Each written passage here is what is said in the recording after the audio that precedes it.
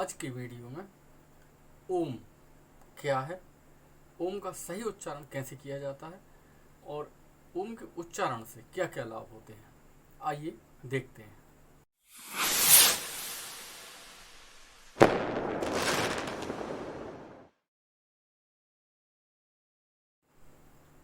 नमस्कार साथियों, मैं राकेश सिंह बख्शी आपका स्वागत करता हूं राकेश सिंह बख्शी में।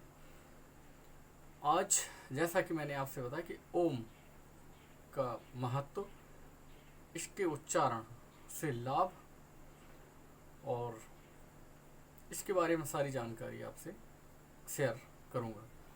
तो जैसा मैंने कहा कि ओम क्या है, तो ओम प्रणव अक्षर है, ओम आदि अक्षर है, यानी इस अक्षर से पहले कोई अक्षर किसी भी भाषा का नहीं था। ओम आ, उ और मा से मिलकर बना है।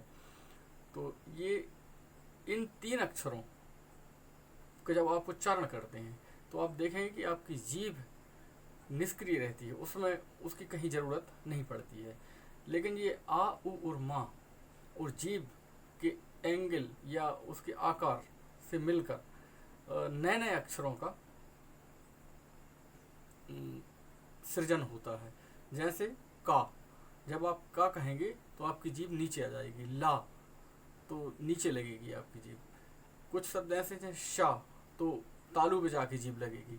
इस प्रकार से जितने भी अक्षर हैं वो सारे अक्षर आ, उ और मा और जीभ की संरचना से मिलकर बनते हैं।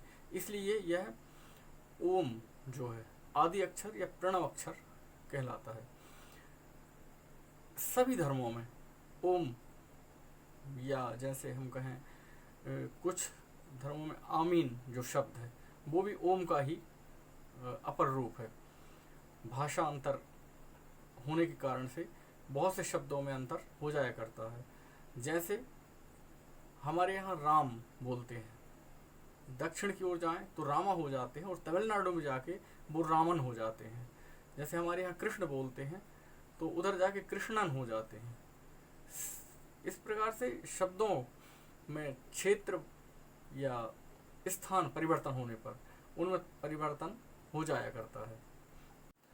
ओम क्या है, दूसरे तरीके से देखें तो ओम स्वयं में एक महामंत्र है, लेकिन यदि अन्य मंत्रों के साथ और लग जाए, इसको बीज मंत्र भी बोलते हैं, यदि अन्य मंत्रों के साथ लग जाए तो उन मंत्रों की जो शक्ति है वो दुगनी हो जाया करती है, वो बहुत ही महाशक्तिशाली हो जाते हैं। जैसे हम सिर्फ नमः शिवाय कहें तब भी वो मंत्र है और काफ़ी शक्तिशाली है, लेकिन ओम नमः शिवाय शिवाय कहते हैं तो ये बहुत ही शक्तिशाली हो जाया करता है। जैसे ओम नमो भगवते वासुदेवाय नमो नमः, ओम नमो नारायण। इस प्रकार से ओम लगने से ये बीज मंत्र है, ये इन मंत्रों की शक्ति बहुत अधिक बढ़ जाती है, ये बहुत ही पावरफुल हो जाते हैं। अब बात आती है कि ओम का सही उच्चारण कैसे किया जाए कि ताकि उसका पूरा फल या लाभ आपको मिल सके। तो जैसे आ, उ और मा, तो आ को लगभग 40% हिस्सा मिलना चाहिए, उ को 40, और जो मा शब्द है वो 20% लगभग। तो जैसे मैं उच्चारण करके आपको बताऊंगा, एक कुछ लोग करते हैं क्या, ओम कह देते हैं कि बहुत जल्दी ऊ समाप्त करके और माँ पे आ जाते हैं। कुछ लोग क्या करते हैं, ओम ऐसे कर देते हैं, मतलब ऊ को बहुत लंबा खींचेंगे और माँ को बहुत जल्दी समाप्त कर देते हैं, या ऊ को बहुत जल्दी बोल देंगे और माँ को बहुत लंबा खींचेंगे। इस तरीके से नहीं, उसका बैलेंस होना चाहिए। देखिए एक बार उच्चारण करके हम आपको बताते हैं। इसको ब्रह्मनाद भी कहते हैं, और ये जो ओम है हमारे अंदर लगातार नाद होता रहता है अंतर में, और ब्रह्मांड में भी यह ब्रह्मनाद लगातार चलता रहता है। तो देखिए आप इस तरीके से आप उच्चारण करें तो इसका पूर्णतः आपको लाभ मिलेगा।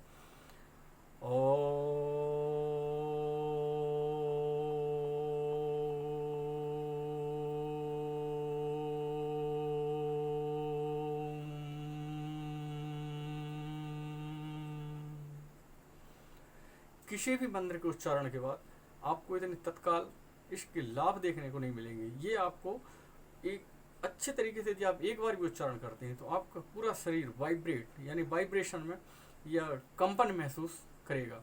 ये आपके नाभि कमल से इसकी शुरुआत होनी चाहिए, हृदय, और उसके बाद आपके कपाल में इसकी वाइब्रेशन पूरा महसूस होता है यदि आप अच्छे से करते हैं तो।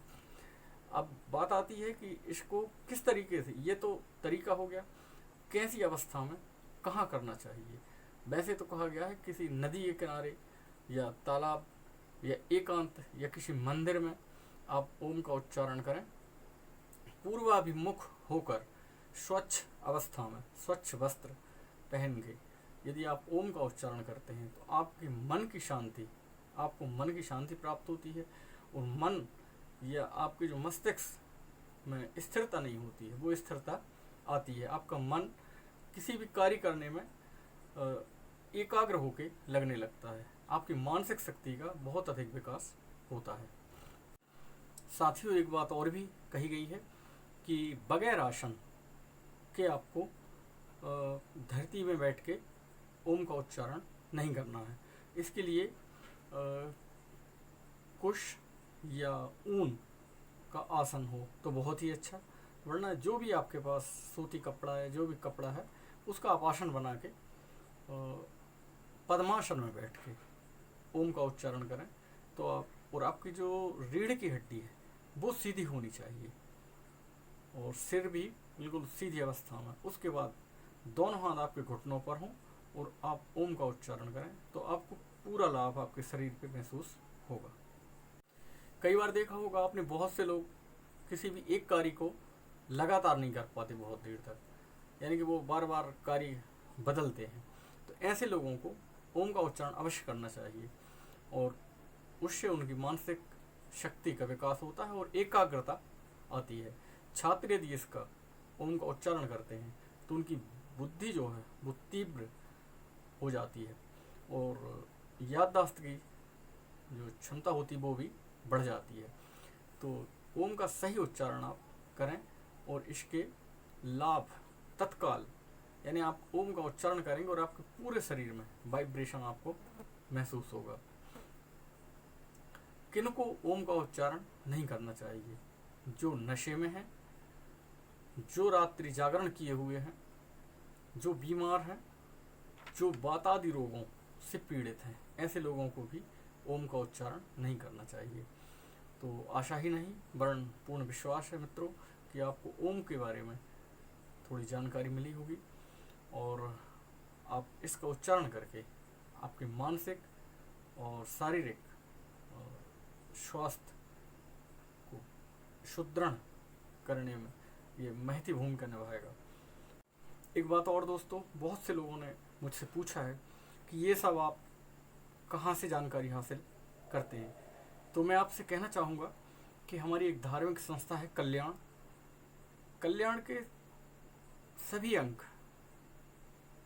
में जो जानकारी होती है वो विशेष धार्मिक, आध्यात्मिक और ज्ञान में होती है। तो आप कल्याण का अध्ययन करें तो आपको बहुत अच्छी जानकारी मिलेगी। तो मेरा जो संदर्भ ग्रंथ है वो कल्याण के अंक ही हैं और साथ ही दोस्तों ये काफ़ी सस्ते मूल्य पर कल्याण अंक आपको उपलब्ध कराते हैं। तो आप गीता प्रेस गोरखपुर से कल्याण बुलाकर अध्ययन करें तो सारे विषयों पर धार्मिक, आध्यात्मिक जानकारी आपको मिल सकेगी। आपसे लेता हूँ विदा। नमस्कार।